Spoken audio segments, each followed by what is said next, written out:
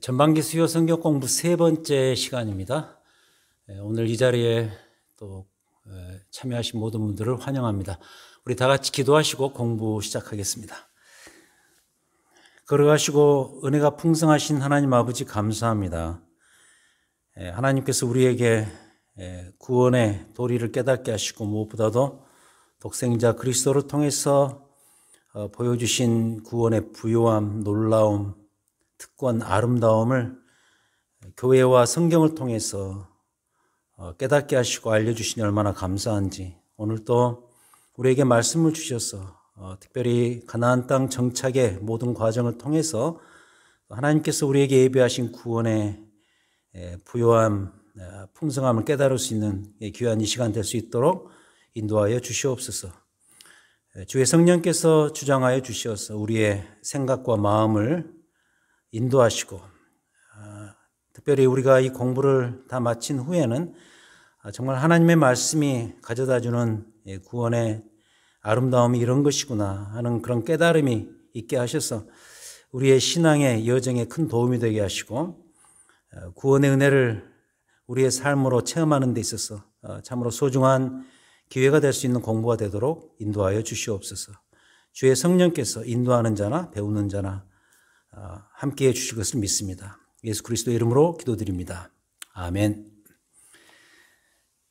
자, 오늘은 가나안 구원 신앙의 현실을 검증하다 세 번째 시간이 되겠습니다. 일단 이 성경을 펴시기 바랍니다. 구약 성경 여호수아 13장부터 우리가 살피겠는데 이 분량이 그렇게 짧지가 않습니다. 그래서 계속 우리가 부분 찾아가면서 공부를 하도록 할 테니 구약성경 338쪽 여호수아 13장을 앞에 펴서 같이 공부에 참여할 수 있기를 바랍니다. 오늘은 이제 12지파와 땅 분배에 대해서 배우겠는데 우리가 이제 항상 하던 대로 복습을 좀 해보죠. 오늘 복습은 여호수아 전체를 다시 한번 돌아보면서 복습하겠습니다. 여호수아서 전체의 구조가 어떻게 되는가? 이 여호수아서는 우리가 이번 학기에 배우는 가나안 땅 정착을 이렇게 주제로 해서 쓰여진 책인데 전체의 구조가 이렇게 되어 있습니다. 크게 네 부분으로 구성이 되어 있습니다. 첫 번째 부분은 가나안 입성, 우리가 이미 배웠죠. 1장부터 5장. 가나안 땅에 이제 드디어 이스라엘 백성들이 들어가게 되죠. 들어가려면은 일단 요단강을 건너야 됩니다. 그래서 거기에 주제는 건너라, 동사로 표현하면 건너라, 명령형이죠. 요단강을 건너라. 그리고 두 번째는 6장부터 12장. 우리가 이제 지난주에 배웠던 공부입니다. 정복과 전쟁. 6장부터 12장. 이 부분은 취하라. 예를 들어서 여리고성을 취하라. 여리고성을 점령하라. 전쟁에 대한 이야기입니다. 그리고 이제 세 번째 부분은 오늘 우리가 배울 부분인데 땅 분배입니다. 이건 나누라입니다. 땅을 나누라. 그래서 거기에 각 지파별로 정착해라. 분배. 그리고 이제 네 번째 마지막 부분은 우리가 이제 다음 주에 배우게 될 22장부터 24장에 나오는 내용인데, 이제 마지막으로 이제 그들이 요단강을 건너서 전쟁을 하고 그 다음에 땅 분배를 한 이후에 결국에는 가나안 땅에 정착을 해야 되지 않겠습니까? 정착할 때 어떻게 그들이 살아갈 것인가, 그것을 한 동사로 요약을 하자면 섬기라, 하나님을 잘 섬기며 살라, 이런 이야기죠. 그래서 크게 이렇게 네 부분, 가나안 입성, 전쟁과 정복, 땅 분배, 그리고 정착과 미래에 대해서 건너라, 취하라, 나누라, 섬기라. 오늘은 세 번째 나누라 부분이 되겠습니다. 그러니까 앞에 두 개는 이미 공부했고, 건너라, 취하라는 공부했고, 오늘은 세 번째 시간 나누라, 즉 정복한 땅을 나누고 분배하는 내용이 되겠습니다. 자, 일단 땅 분배가 오늘 주제인데 그 땅 분배의 주인공은 누구냐면 이스라엘의 12지파들이죠. 여기서 이제 레위 지파는 빠지죠. 땅을 가질 수 없기 때문에 성직자 그룹이기 때문에 땅을 갖지 못해요. 그래서 이 땅 분배에서는 빠지게 되고 그 대신에 요셉의 두 아들이죠. 에브라임과 므낫세가 그 자리를 차지해서 12를 채우게 됩니다. 그래서 정복한 땅은 크게 두 차례에 걸쳐서 분배가 되는데 그 1단계 분배 작업이 길갈이라는 데서 이루어지죠. 이 길갈은 우리가 지난주 배운 것처럼 여리고성을 점령한 이후에 그들이 이제 캠프를 처음으로 친 곳이 바로 이 길갈입니다. 이 길갈에서 12지파에게 분배가 되죠. 이른바 빅 3로 불리는 유다 지파, 에브라임 지파, 그리고 므낫세. 그게 이제 그 알짜배기 남쪽 땅을 차지하게 됩니다. 여기 보시면은 이 부분이죠. 에브라임, 그리고 유다 지파, 그리고 이제 베냐민 이런 데. 이런 데가 이제 그 알짜배기 남쪽 땅을 차지하게 되고, 2단계는 이 뒤에 이제 살피겠지만 실로라는 곳에서 이루어지는데, 이 세 지파, 빅 3, 유다, 에브라임, 므낫세 이 세 지파를 제외한 다른 7지파들의 땅을 거기서 나누게 됩니다. 어떤 순서냐면 베냐민, 시므온, 스불론, 이사갈, 아셀, 납달리, 단 지파 순으로 이제 그 땅이 분배가 됩니다. 그래서 이제 모든 분배 작업이 마쳐지는데 화면에 나오는 이 지도가 그들에게 최종적으로 주어진 땅의 모습이다. 이 화면에 이렇게 썩 잘 좀 약간 복잡하게 되어 있는데 이 전체적인 땅 분배가 이런 식으로 이루어지죠. 여기 제일 남쪽에는 시므온이 나중에 차지하게 되고 유다, 아까 말씀드린 빅3 유다, 그 다음에 므낫세, 에브라임, 그리고 이제 단, 베냐민, 갓, 루벤, 그리고 므낫세가 둘로 나뉘죠. 요단 동편의 므낫세 반지파, 납달리, 아셀, 스불론, 이사갈 이런 식으로 이 지도에 나오는 내용으로 이제 결국 모든 분배 작업이 마쳐진다 하는 것입니다. 근데 이제 우리가 알 것은 이 분배 작업이 단지 분배 자체를 목적으로 이루어진 것이 아니다. 그러니까 예를 들자면 고대의 한 국가가 전쟁을 해서 이겼단 말이죠. 다른 지역을 점령해서 이겼습니다. 그럼 그 점령한 땅이 있을 것 아니겠어요? 그 땅을 취하는 것과는 다르다는 얘기입니다. 땅을 취해서 만약에 그 국가에 이런 식으로 부족이 있다고 한다면 그 부족이 그냥 땅을 할당해서 나눠서 그냥 자기 것으로 소유하는 어떤 그런 분배 자체를 목적으로 해서 이루어진 그런 분배가 아니다. 이런 이야기입니다. 왜 그러냐면 출애굽 이후로 이 가나안 땅 정착까지 우리는 구원 역사라는 그 프레임에서 이 모든 사건을 봐야 되거든요. 그냥 이스라엘이라는 그 나라가 가나안 땅 들어가서 전쟁을 해서 땅을 차지하는 이런 일반 세속 역사의 관점에서 이 전쟁과 땅 정복과 분배를 볼 것이 아니고 여기에는 도도한 하나님의 구원 역사에 흐름이 관통하고 있다는 것을 우리가 전제해야 돼요. 그건 이미 충분히 말씀드렸고 특히 우리가 지난 학기 때 출애굽을 배우면서 이 내용을 우리가 집중적으로 이야기를 했습니다. 그래서 출애굽 광야 40년은 구원 역사의 원리를 제공하는 그런 하나의 프레임이었다고 한다면 이 가나안 땅 정착은 그 원리를 이 땅에서 정복과 전쟁과 정착을 통해서 또 오늘 배울 이 땅 분배를 통해서 현실적으로 구원의 원리를 실현하는 그런 역사거든요. 그래서 출애굽부터 지금 이 정착까지 가나안 땅 정착까지 모든 것이 구원 역사의 한 흐름으로 일관되게 흐르고 있다는 것을 전제해야 돼요. 그렇다면 거기에는 이 땅 분배에 분명한 그런 구원 역사적인 목적이 있을 수밖에 없습니다. 이제부터 이제 우리가 그걸 알아보아야 돼요. 자, 그래서 이를 알기 위해서 이 땅 분배 작업에 흐르는 중요한 원리들, 몇 가지 원리들을 캐보는 일을 해야 돼요. 그 원리를 이제부터 설명하겠습니다. 12지파의 땅 분배는 목적이 있었는데 그 목적에 흐르는 하나님이 주시는 중요한 원리가 있다. 특히 구원 역사의 원리가 있다라는 사실이죠. 그것을 이제부터 살펴보도록 하겠습니다. 자, 먼저 첫 번째로 이 땅 분배의 원리 가운데 첫 번째 원리는 뭐냐면 이 땅 분배는 정착을 위한 마지막 작업이었다라는 사실입니다. 정착을 위한 마지막 작업이었다. 자, 그러면 앞서 배운 전쟁도 결국에는 이 땅의 정착을 위해서 필요한 예비적인 단계에 불과했다는 사실이 밝혀지죠.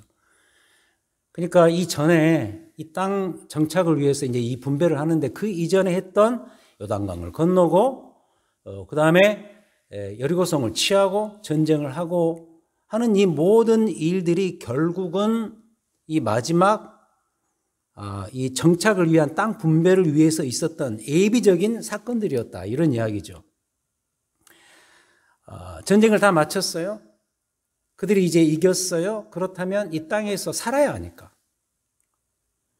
그래서 이 땅 분배 작업은 이 여호수아서 전체에서 매우 중요한 역할을 할 수밖에 없습니다. 이런 예를 한번 들어볼까요?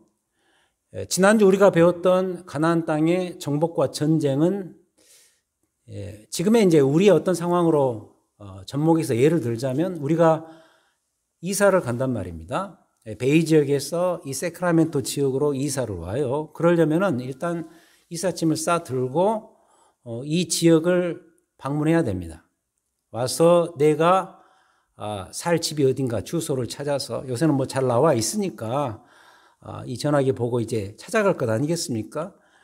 그 이사갈 집을 찾아가는 것, 그래서 그 이사갈 그 집 대문 앞에 도착해서 그 앞에 서는 것, 이것까지가 우리가 지난주까지 배운 요단강을 건너고 그 다음에 그 땅을 점령해서 전쟁하는 것이라고 가정한다면 오늘 우리가 배우는 이 땅 분배는 뭐냐면 이제 그 집에 이사갈 그 집에 실제로 들어가는 겁니다. 들어가서 그 집을 이렇게 쭉 돌아보는 것이죠. 돌아보고 되게 이제 이사갈 집에 이제 처음 들어가서 우리가 뭐 합니까? 이 일단 방 배치를 해야 돼요. 이게 큰 방이고 안방이고 그러니까 우리 부부가 살고 그다음 이 방은 아들이 살고 저 방은 딸이 살고 딸이 이제 그 방에 들어가서 살아야 될 것이고 그리고 가구 배치는 어떻게 할 것이며 이런 것들을 결정하는 작업을 하지 않습니까? 그렇다면 이 땅 분배는 그런 의미를 가지고 있는 거죠.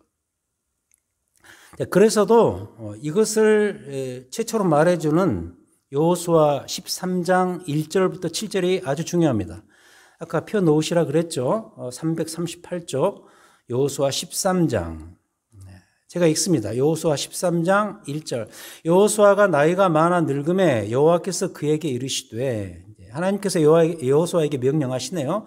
너는 나이가 많아 늙었고 얻을 땅이 매우 많이 남아 있도다. 이 남은 땅은 이러하니 블레셋 사람의 모든 지역과 그슬 족속의 모든 지역 곧 애굽 앞 시올 시내에서부터 가나안 사람에게 속한 북쪽 에그론 경계까지와 블레셋 사람의 5 통치자들의 땅 곧 가사 족속과 아스돗 족속과 아스글론 족속과 가드 족속과 에그론 족속과 또 남쪽 아위 족속의 땅과 또 가나안 족속의 모든 땅과 시돈 사람에게 속한 무아라 아모리 족속의 경계 아베까지와 또 그발 족속의 땅과 해 뜨는 곳에 온 레바논 곧 헤르몬산 아래 바알갓에서부터 하맛에 들어가는 곳까지와 또 레바논에서부터 미스르 본 마임까지 산지의 모든 주민 곧 모든 시돈 사람의 땅이라 이 부분이죠. 내가 그들을 이스라엘 자손 앞에서 쫓아내리니 너는 내가 명령한 대로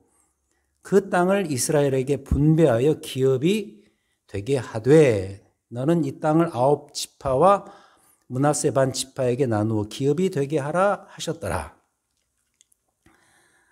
이 구절은 이제 전쟁을 다 마친 후에 하나님께서 우선적으로 요단 동편의 3 지파, 이건 이미 요단강을 건너기 전에 동편에서 전쟁을 해서 이 3 지파에게 이미 할당된 땅이죠. 므낫세 반지파 그리고 르우벤 갓. 이 세 지파를 제외한 남은 9지파와 남은 므낫세 반지파. 이 지파들에게 이미 이제 점령한 이 요단 서편의 가나안 땅의 분배 작업을 여호수아에게 명령하시는 그런 대목이 되겠습니다. 자, 그래서 이 명령에 따라서 여호수아가 그 분배 작업을 시작한단 말이죠. 그래서 이 땅 분배는 왜 해야 되는 일인가? 결국 그 이유는 가나안 땅 입성의 마지막 목적이죠. 출애굽 구원 역사부터 시작되었던 그 모든 과정의 마지막 지점, 바로 가나안 땅 정착을 위해서라는 사실입니다. 땅 분배는 왜 해야 되는가? 그동안 있어왔던 모든 구원 역사의 여정의 마지막 지점, 마지막 피어리어드, 마지막 마침표를 찍기 위한 사건이다. 이것이 이제 땅 분배 작업의 첫 번째 원리가 되겠습니다. 그러니까 이 땅 분배 작업은 가나안 땅의 정착을 위한 마지막 작업이다라는 사실. 이게 원리 1이 되겠습니다. 자, 그다음 두 번째 이 땅 분배의 원리는 뭐냐면 여기까지의 모든 과정이 다 하나님의 역사였음을 알리는 매우 상징적인 사건에 속합니다. 예를 들어서 21장 뒤로 넘어가겠습니다. 21장 여호수아 21장 43절입니다. 21장 43절에 이런 내용으로 모든 그 땅 분배 작업을 마감하는 장면이 나와요. 매우 중요한 구절입니다. 여호와께서 이스라엘의 조상들에게 맹세하사 주리라 하신 온 땅을 이와 같이 이스라엘에게 다 주셨으므로 그들이 그것을 차지하여 거기에 거주하였으니 여호와께서 그들의 주위에 안식을 주셨으되 그 조상들에게 맹세하신 대로 하셨으므로 그들의 모든 원수들 중에 그들과 맞선 자가 하나도 없었으니 이는 여호와께서 그들의 모든 원수를 그들의 손에 넘겨주셨음이니라. 여호와께서 이스라엘 족속에게 말씀하신 선한 말씀이 하나도 남음이 없이 다 응하였더라. 이렇게 기록하고 있습니다. 정말 아름다운 구절입니다. 이 구절은 뭐냐면 사실상 출애굽의 시작 지점인 애굽에서 출발해서 그들이 이제 홍해를 건너고 광야 40년의 긴 기간을 통과하고 결국 요단강을 건너서 전쟁까지 다 치러 온 이 출애굽의 모든 역사의 여정을 마감하는 일종의 마침표와도 같은 구절이다. 아까 원리 1에서 땅 분배는 모든 출애굽의 구원 역사의 그리고 가나안 땅 정복의 마지막 마침표와 같은 그런 사건이다라고 이미 말씀드렸는데 그것을 특별히 확실하게 이 컨펌하고 지시하는 그 구절이 어디냐? 이 구절이죠. 정말 아름다운 구절. 특히 44절 전반부에 이 땅을 차지해서 거주하게 하심으로써 여호와께서 그들의 주위에 안식을 주셨다. 안식을 주셨으되. 정말 어쩌면 이 단어 하나를 위해서 이 일을 펼쳐 오셨던 것이죠. 근데 이제 사실 이 안식이라는 단어가 실제적으로도 중요하지만 더 중요한 표현은 여호와께서라는 주어입니다. 즉 여호와께서 이 모든 일을 다 하신 것이다. 특히 이 45절 멋지지 않습니까? 여호와께서 이스라엘 족속에게 말씀하신 선한 말씀이 단 하나도 남음이 없이 이 땅 분배 작업으로 인해서 다 성취되었다. 이렇게 기록하고 있습니다. 그렇다면 이스라엘의 12지파들은 이 사실을 알고서 다시 말해서 하나님께서 모든 일을 하셨다는 이 사실을 깨닫고서 그걸 확신하고서 이제부터 땅 분배를 해야 된다라는 의미가 있습니다. 그러니까 자기들이 잘나서 이렇게 된 것이 아니라 하나님이 다 하셨다 이 이야기죠. 이게 두 번째 원리. 하나님의 온전한 역사였다. 하나님이 다 이루신 역사였다. 무엇이? 이 땅 분배 작업까지. 앞에 전쟁은 물론이고 이 땅 분배 작업까지. 그래서 안식을 주시고 정착하게 하시는 이 모든 과정까지 하나님이 다 하신 것이다. 이게 땅 분배의 두 번째 중요한 원리가 되겠습니다. 자, 세 번째 원리는 뭐냐? 그럼에도 불구하고 이 분배 작업은 너희가 꼭 해야 된다입니다. 다시 말하자면 나누는 일은 너희 몫이다. 그리고 나눈 다음에 순조로운 정착을 위해서 남아있는 개척의 작업을 역시 너희가 해야 된다. 이런 뜻이 이 안에 또 담겨져 있는 것입니다. 예를 들어서 보겠습니다. 갈렙의 경우인데, 자, 14장으로 다시 넘어가겠습니다. 앞에 14장. 이 요단 서쪽 기업의 분배가 시작되는 그 지점에서 여러분 잘 아시는 이 갈렙이 이제 나서서 이 땅을 달라라는 그 요청을 하게 되죠. 이제 그 대목에서 이런 이야기가 나오죠. 14장 12절 보겠습니다. 14장 12절 341조. 그날에 여호와께서 말씀하신 이 산지를 지금 내게 주소서. 아주 유명한 고백이죠. 이 갈렙이 한 고백인데, 당신도 그날에 들으셨거니와 그곳에는 아낙 사람이 있고 그 성읍들은 크고 견고할지라도, 이런 고백을 합니다. 여호와께서 나와 함께 하시면 내가 여호와께서 말씀하신 대로 그들을 쫓아내리이다 하니. 무슨 이야기인지 아시겠죠? 여호와께서 함께 하실 때 남아있는 거민들을 이제 그 땅을 분배해서 소유하게 되면, 분배받아서 소유하게 되면 그 남아있는 거민들을 쫓아내는 그 일을 할 것이다. 13절, 여호수아가 여분네의 아들 갈렙을 위하여 축복하고 헤브론을 그에게 주어 기업을 삼게 하자. 14절, 헤브론이 그니스 사람 여분네의 아들 갈렙의 기업이 되어 오늘까지 이르렀으니 이는 그가 이스라엘의 하나님 여호와를 온전히 좇았음이라. 헤브론의 옛 이름은 기럇 아르바라. 아르바는 아낙 사람 가운데에서 가장 큰 사람이었더라. 그리고 그 땅의 전쟁이 그쳤더라. 그러니까 갈렙이 그 땅을 달라 그랬지만 그곳에 기골이 장대한 그 아낙 사람들이 거주하고 있었는데 그 헤브론 땅에 들어가서 개척 작업을 그가 해야 돼요. 그러니까 그것은 갈렙의 몫이에요. 남아있는 일들이 있는 것이죠. 예를 들자면 갈렙의 경우가 그래도 너희의 할 일은 이것이다라는 것을 보여주는 대표적인 케이스라는 것이죠. 두 번째 예는 예를 들어서 서둘러라. 그리고 지도를 그려와라. 그리고 제비를 뽑으라. 이런 일들이 남아있단 말이죠. 18장 가겠습니다. 여호수아 18장 1절부터 6절. 이스라엘 자손의 온 회중이 실로에 모여서 거기에 회막을 세웠으며 그 땅은 그들 앞에서 돌아와 정복되었더라. 2절. 그러나 이스라엘 자손 중에 그 기업의 분배를 받지 못한 자가 아직도 7지파라. 여호수아가 이스라엘 자손에게 이르되 너희가 너희 조상의 하나님 여호와께서 너희에게 주신 땅을 점령하러 가기를 어느 때까지 지체하겠느냐. 4절. 너희는 각 지파에 3사람씩 선정하라. 내가 그들을 보내리니 그들은 일어나서 그 땅을 두루다니며 그들의 기업에 따라 그 땅을 그려가지고 내게로 돌아올 것이라. 그들이 그 땅을 7부분으로 나누되 유다는 남쪽 자기 지역에 있고 요셉의 족속은 북쪽에 있는 그들의 지역에 있으니. 6절. 그 땅을 7부분으로 그려서 이곳으로 내게로 가져오라. 그러면 내가 여기서 너희를 위하여 우리 하나님 여호와 앞에서 제비를 뽑으리라. 이렇게 이야기하네요. 그러니까 여기 그 화면에 나오는 그 동사들이 그대로 여기에 지금 다 들어가 있죠. 서둘러라. 이 땅 분배를 서둘러라.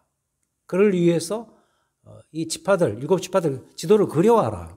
그리고 지도를 그려오면 그것을 놓고 제비를 뽑을 것이다. 이런 이야기죠. 자, 이와 같이 갈렙에서 우리가 보았다시피 그들의 땅 정착은 땅 개척을 이미 포함하고 있다는 거예요. 그래서 그들은 땅을 분배받은 이후에 개척 작업에 계속 몰입해야 됩니다. 이 갈렙처럼 남은 거민들을 쫓아내고 그것을 하나님의 땅으로 완전히 만들어 가야 돼요. 그런데 이제 미리 말씀드리지만 이스라엘 백성들이 이 일을 잘 해내는가? 잘 못 해냅니다. 오히려 자신들의 편의를 위해서 가나안 거민들을 남겨두죠. 남겨둔다라는 표현보다는 그냥 함께 동거하는 것이 좋아 보여서 그냥 같이 함께 사는 것이죠. 근데 이것이 후에 큰 화근이 되어서 올무가 되어서 그 이후에 여러분 잘 아시는 우리가 이제 2주부터 배우게 될 이 사사시대라는 아주 아픈 역사가 일어나고 말죠. 그건 그때 가서 배우도록 하겠습니다. 그래서 이 세 번째 원리는 뭐냐면 그래도 땅 분배 모든 것이 하나님의 역사지만 너희의 할 일은 있는데 그것은 바로 이것이다. 개척하라, 그리고 서둘러라, 지도 그리워하라, 제비 뽑으라. 다시 말해서 개척이라는 그 개척 작업이라는 큰 바운더리 안에 이런 모든 표현들이 다 들어가 있는 것이죠. 할 일이 있다라는 거죠. 우리가 이제 여기서 우리가 갖는 구원신앙의 그 삶의 원리를 우리가 배울 수 있어요. 이 구원이라는 것은 우리의 삶으로 살아내야 되거든요.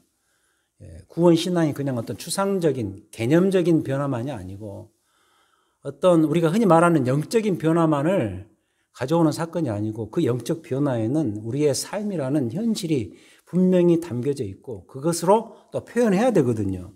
그래서 이 삶, 이 구원신앙의 삶을 살아야 되는데 그 삶을 어떻게 살 것인가 그 원리를 이 세 번째 이 정착의 이 분배의 원리에서 배울 수가 있는 것입니다. 그것은 뭐냐? 우리가 하나님의 순전한 은혜로 구원받은 것은 맞습니다만은 그럼에도 그 이후에 우리에게 주어진 삶에 반드시 우리의 책임이 뒤따른다는 사실이에요. 우리는 그 책임을 놓고 뭐라고 말하느냐? 순종이라고 말하죠.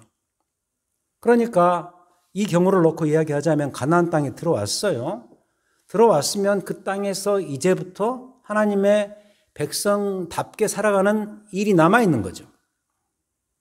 우리로 표현하자면 우리가 예수를 믿게 되었어요. 전적으로 하나님의 은혜죠. 하나님의 은혜를 다 받았어요. 그랬으면 그 은혜에 응답하는 남아있는 순종의 삶이 우리를 뒤따라와야 한다. 근데 이제 이스라엘 백성들의 가나안 땅 정착이 이 점을 미리 그림으로 잘 보여주고 있다는 사실입니다. 그래서 이제 이번 학기의 공부의 주제가 뭐예요? 가나안 구원 신앙의 현실을 검증하다입니다. 맞죠? 가나안은 우리가 이미 얻은 구원을 우리의 삶 속에서 삶이라는 현실 속에서 검증하는 과정인 거예요. 거기에 반드시 필요한 게 뭐냐면 책임이 뒤따른다는 거죠. 그 책임이 뭐냐?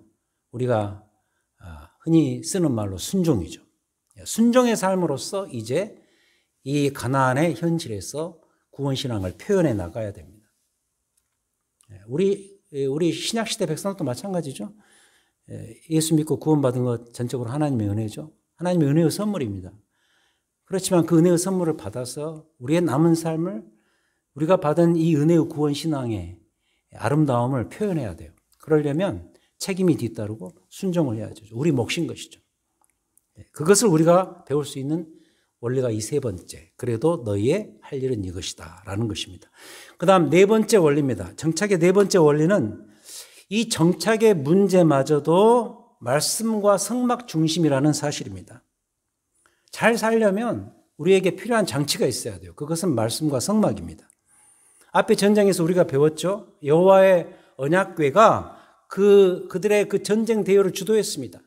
여리고성 같은 경우는 그 언약궤가 중심부에 와서 그 언약궤를 중심으로 해서 여리고성을 그렇게 돌았던 거예요, 매일. 근데 이 정착의 문제에서도 이 원칙은 계속해서 바뀌지가 않습니다. 그 좋은 예가 뭐냐면 실로입니다. 실로 단락이라 그러죠. 아까 우리가 읽었던 여호수아 18장 1절부터 7절까지 다 읽지 않게 다시 읽어야 되는데 18장 1절 2절만 읽겠습니다. 18장 1절 2절 이스라엘 자손이 온 회중이 실로에 모여서 이 실로 여기에 좀 선을 밑줄을 그을 필요가 있습니다. 실로에 모여서 거기에 회막을 세웠으며 회막 여기에 밑줄을 그으시고 그러니까 실로에 회막이 있었던 거예요. 여호와의 법궤가 있었던 거예요. 그 땅은 그들 앞에서 돌아와 정복되었더라.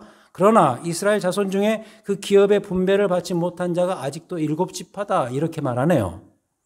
그러니까 이 실로 실로와 관련된 이 문단이 전체 문단, 그러니까 정착과 관련된 전체 문단 13장부터 21장의 전체 내용의 중심을 차지하고 있습니다. 위치로도 그러고 내용적으로도 그렇습니다.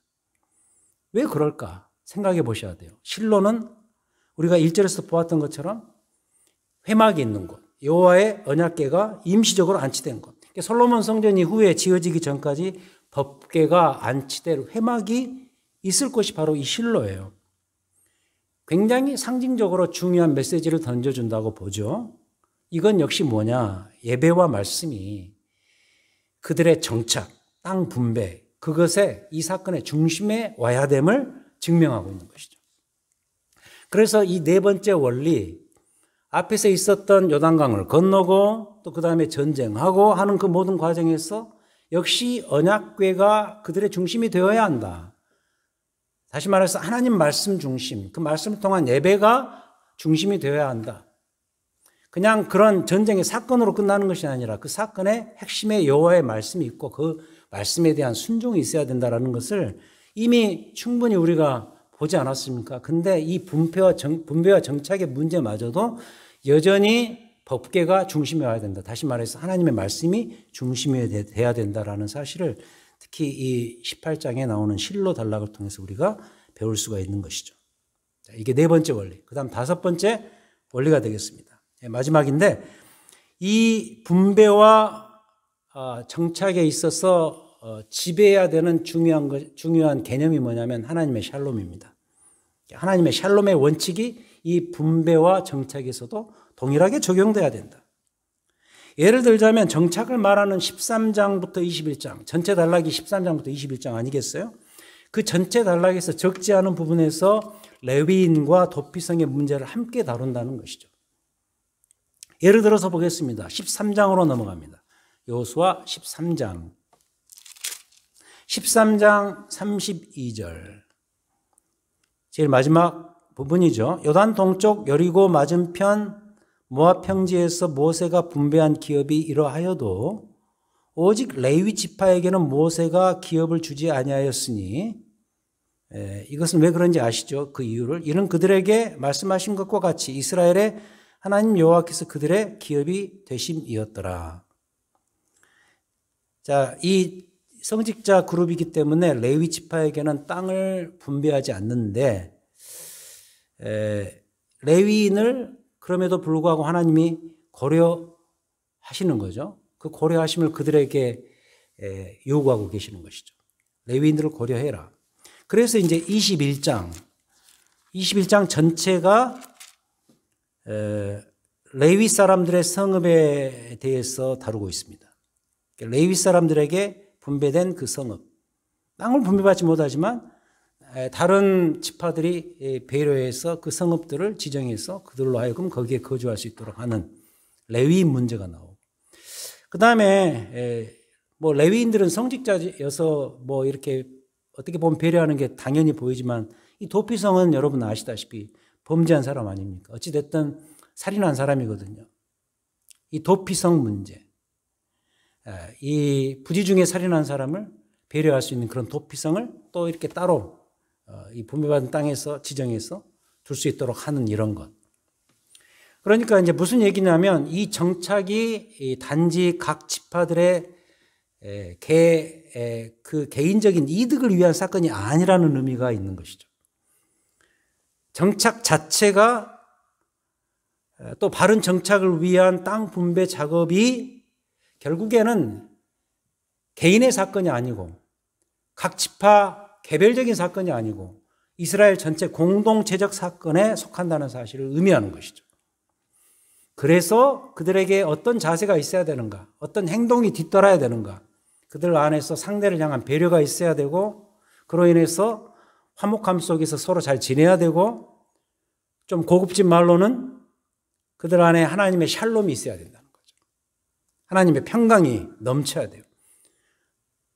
이를테면 땅을 분배하다가 서로 싸우지 말 것이고 분배를 받지 못한 레위인들을 너희가 책임져야 될 것이고 부지 중에 살인한 자들을 보호할 도피성을 지정해서 세워야 한다는 것이죠. 그래서 하나님의 샬롬, 하나님의 통치와 하나님의 평강이 너희들이 살 이 가나안 땅에서 전체적으로 그대로 성취되어야 될 것이다. 이런 의미가 있는 것이죠.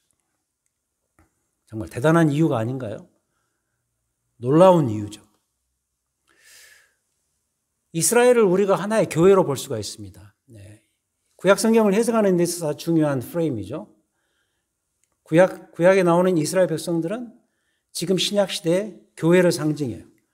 그들도 교회였어요. 그렇다면 우리가 이 모습에서 중대한 뭔가를 하나 배워야 되는데 그것은 무엇인가? 지금 우리 교회의 본질과 사명입니다. 교회는 공동체다. 어떤 개개인이 사유할 수 있는 어떤 사유적인 그런 기관이 아니다. 예를 들어서 목사라든지 교회의 어떤 장로, 집사 이런 리더십만 잘 되면 되는 것이 아니에요. 교회는 그런 교회의 어떤 탑 리더들이 잘 되는 그런 곳이 그들만 잘 돼서는 안 돼요. 교회 모든 성도들이 예수 그리스도 안에서 이 하나님의 샬롬을 경험하는 그러한 곳. 그것이 어디냐? 바로 지금의 우리 신약교회여야 한다. 그 사실을 바로 이런 이 5번째 원리에서 우리가 배울 수가 있는 것입니다. 결국 우리는 주 안에서 한 공동체로 부름받았기 때문에 모든 것을 공동체 차원에서 다뤄야 됩니다. 특히 하나님의 샬롬이 나 혼자만이 아니라 어떤 개개인에게만이 아니라 여기 표현하자면 각 지파에게 몇몇 지파에게만 해당되는 것이 아니라 온 이스라엘 공동체가 이 하나님의 샬롬을 경험해야 했듯이 지금의 우리 교회도 온 성도들이 예수 그리스도 안에서 하나님의 샬롬을 통치를 경험하는 것. 그렇게 우리가 원래 부름받았다는 거죠. 가나안 땅 분배와 정착이 이 교훈을 그대로 다 보여준다고 말씀드릴 수가 있겠습니다. 자, 그래서 한번 복습해 보죠. 이 정착의 5가지 원리. 이 정착을 위해서 이제 이 땅 분배를 해야 되는데 땅 분배와 정착의 중요한 5가지 원리. 첫 번째는 이 정착을 위한 마지막 작업이 이 땅 분배 작업이었다라는 것이 첫 번째고, 두 번째는 모든 과정이 하나님의 역사였다. 출애굽 때부터 시작해서 가나안 땅 입성, 요단강을 건너고 그리고 여리고성을 취하고 전쟁하는 것 다 하나님의 역사였고, 거기까지만 하나님의 역사가 아니라 이 땅 분배 작업, 이 모든 과정까지 다 하나님의 역사였다. 그래서 마지막 그 구절 기억하시라 그랬죠. 여호와께서 그들 주위에 안식을 주셨다. 하나님의 역사예요. 세 번째 원리는 뭐냐? 그럼에도 불구하고 너희의 할 일이 있다. 그것은 뭐냐? 순종하라. 그 순종의 표현이 뭐죠? 가나안 땅 경우는 땅을 분배하고 끝날 것이 아니라 개척을 해야 되고, 개척 작업이 그들에게 뒤따라 와야 했다. 하지만 사실 이 일을 그들이 제대로 하지 못했다라는 것을 말씀드렸습니다. 그 다음 네 번째 원리는 이 분배와 정착도 결국은 말씀 중심이어야 된다. 예배 중심이어야 된다. 이 실로 단락을 이야기했죠. 예배와 말씀이 그들의 정착과 이 땅 분배 작업의 중심부에 와야 한다는 것을 우리가 네 번째 원리로 배웠습니다. 그리고 5번째 원리는 도피성, 레위인들을 이런 사람들을 배려해야 되는 것은 결국 이 분배와 정착이 공동체적 사건이다. 그래서 하나님의 샬롬이 온 공동체에 흐를 수 있도록 해야 된다라는 것을 우리가 5번째 원리로 배웠습니다. 자, 이제 공부를 마지막으로 이제 정리하면서 이렇게 마감하도록 하죠. 이 세 번째 이 땅 분배를 지시하는 동사가 나누다라였습니다. 이 나누라. 이게 이제 히브리어 언어로 할라크인데, 그게 이제 명사로 쓰이게 되면 헬레크가 되는데, 그 헬레크는 기업이라는 의미를 가지고 있어요. 결국 이 동사와 명사를 합하면 나눠서 그것을 기업되게 하는 것이죠. 여러분, 우리가 이 기업, 이 비즈니스 기업이 아니고요. 이쪽에 보면 유업이라 그러죠. 상속받는 그런 의미가 있습니다. 이 땅을 내 기업으로 삼는다. 그것은 상속받아서 내 것으로 만든다는 이야기죠. 그래서 이 나눔에는 받을 기업의 의미가 이미 담겨져 있는 것이죠. 그래서 신구약 성경을 막론하고 이 땅은 상속의 의미가 있습니다. 신약 성경에도 종종 나오는 그런 주제고요. 예수님의 그 산상수훈에도 그게 나오지 않습니까? 땅은 상속의 의미가 있다. 그래서 이 가나안 땅 분배 작업은 이스라엘이 하나님으로부터 유업을, 기업을 상속받는다는 의미가 담겨져 있습니다. 자, 이것을 좀 한참 건너뛰어서 우리에게 적용하자면, 그렇다면 지금의 우리에게도 이것은 마찬가지가 되는 거죠. 우리가 그리스도의 이 구속 사역으로 인해서 얻어진 구원, 이것은 우리에게 주어진 기업입니다. 에베소서 1장에서도 그 이야기를 하잖아요. 그러니까 하나님으로부터 이 구원의 기업을 우리가 상속받은 거예요. 그래서 이 땅 그림으로 우리의 구원을, 지금의 우리의 구원을 그려내자고 한다면 우리는 하나님의 은혜로 말미암아 우리가 거할 땅을 부여받은 것이죠. 상속받은 그 기업 안에서 잘 정착하고 잘 거주해야 되죠. 이 그림을 따다가 신약 성경에서 많은 부분에서 예수님 자신은 물론이고 그 예수님의 후예라고 할 수 있는 이 사도들에게서 이런 표현들이 아주 즐비하게 나오는 이유가 바로 이 이유 때문입니다. 구원 신앙의 삶을 이렇게 표현하는 대목이 많습니다. 우리는 예수 그리스도 안에서 그리스도와 함께 살아간다는 것이죠.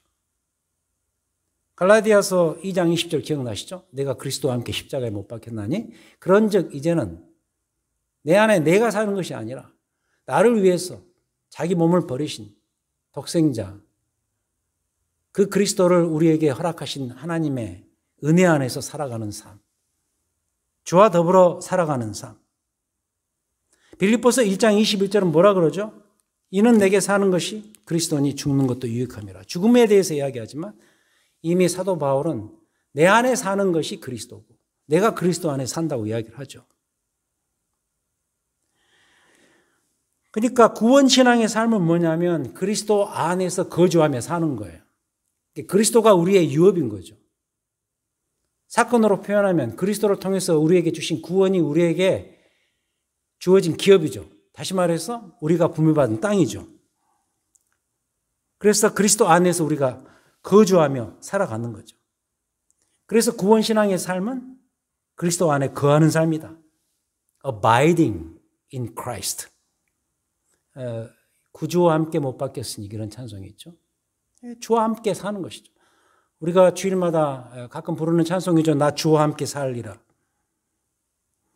그리스도 안에 거하는 삶, 그리스도 안에서 머무는 삶, 그리스도와 더불어 살아가는 삶, 그 삶이 구원이라는 유업을 땅으로 상속받아서 살아가는 신자의 삶인 것입니다.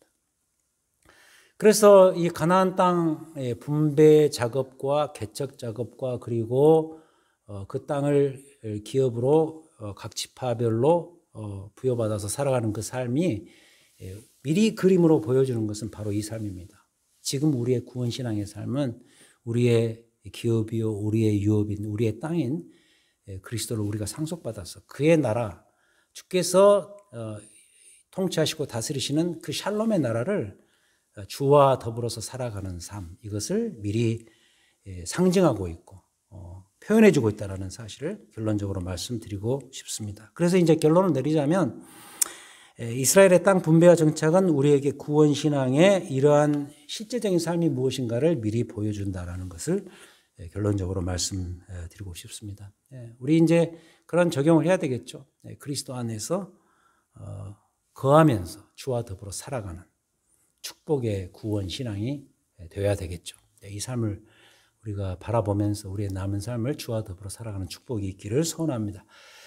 다음 주에는 마지막 여호수아의 고별 설교가 나옵니다. 그 고별 설교가 가지고 있는 의미가 무엇이고, 그리고 앞으로 이루어질 그 이후에 사실 암흑의 역사죠. 사사시대가 어떤 상황에서 이렇게 나오게 되었는가를 미리 우리가 한번 예고편으로 볼 수 있는 그런 부분이 마지막 여호수아의 고별 설교 대목이 되겠습니다.